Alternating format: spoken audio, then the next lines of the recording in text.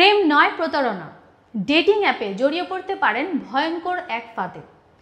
Digital যুগে প্রেমের সংজ্ঞা যেমন বদলেছে, তেমনই বদলেছে সম্পর্ক গড়ার মাধ্যমও।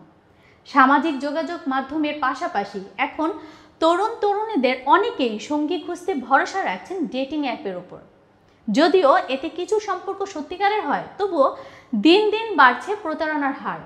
বিশেষজ্ঞরা বলছেন, ডেটিং অ্যাপে একটুখানি অসাবধানতা আপনাকে ফেলতে পারে ভয়াবহ এক বিপদে।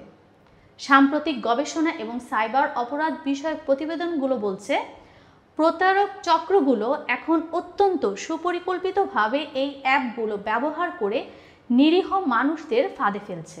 আসুন জেনে নেই কোন কোন বিপদের শিকার হতে পারেন। ভুয়া পরিচয়ে সম্পর্ক গড়ে তোলা। অনেক প্রতারক ফেক প্রোফাইল তৈরি করে নিজেদের আকর্ষণীয়ভাবে উপস্থাপন করে।